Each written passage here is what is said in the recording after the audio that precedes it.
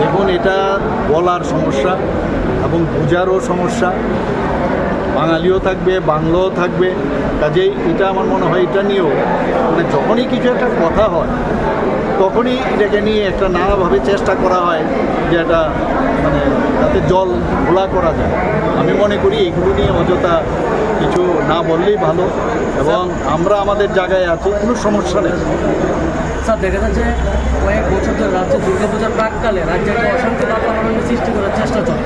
মানে এই বিষয়টা কীভাবে দেখবেন? যেহেতু সামনে দুর্গাপুজো, গতকাল একটা ছোট্ট একটা বিষয় থেকে অনেকটা বড় একটা রূপ নিয়েছে, আজকেও একটা গাড়ি ভাঙচুর করেছে। মানে এইসব বিষয় নিয়ে তো রাজ্যে শান্ত পরিবেশ থাকলে অশান্তির বিষয় দাঁড়ায়।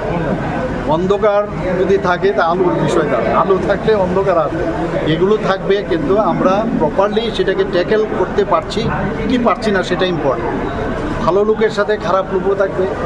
আবার শুভবুদ্ধি সম্পন্ন যারা আছেন তাদেরকে আমি বলবো যে বিষয়গুলো আপনারা, আমাদের সরকার এত ভালো করে কাজ করছে, শান্তিপূর্ণ পরিবেশ এখানে আছে, কাজে এক দুটো ঘটনা দিয়ে পুরো সামগ্রিক যে ত্রিপুরার অবস্থা সেটা কিন্তু নির্ণয় করাটা উচিত।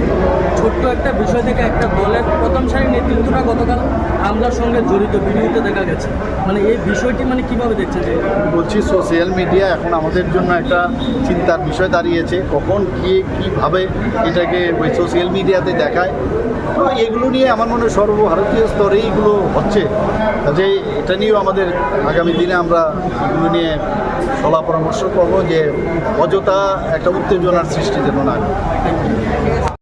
আমি এটা নিয়ে খুবই উদ্বিগ্ন এবং কেন সেটা হলো আমি অলরেডি একটা তদন্ত কমিটি আমি বলেছি, এটা তদন্তের সাপেক্ষে আমাকে আপনারা জানান এবং যদি দেখা যায় কারোর এখানে নেগলিজেন্সি আছে, আমি ওনাকে এবং আমাদের সরকারের পক্ষ থেকে যথাযথ যা করার আমরা নিশ্চয়ই করবো সেটা।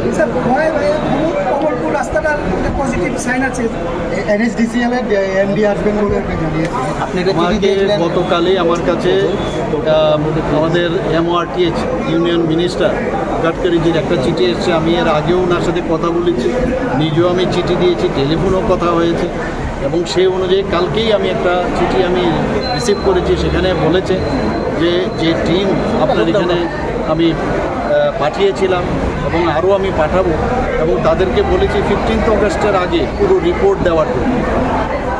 এর আগেও আমরা ওই টিমের সাথে আমরা বসেছিলাম, সেক্রেটারিয়েটে বসেছিলাম পুরো টিম, ওদের টেকনিক্যাল স্টাফও এসেছিল এবং ওনারা আমাদেরকে বলেছেন যে IIT-দের সাথে ওরা কথা বলেছেন কেন এরকমটা হলো এবং সব জায়গায় হয়নি, পার্টিকুলার কিছু স্ট্রেচ আছে সেগুলো হয়নি।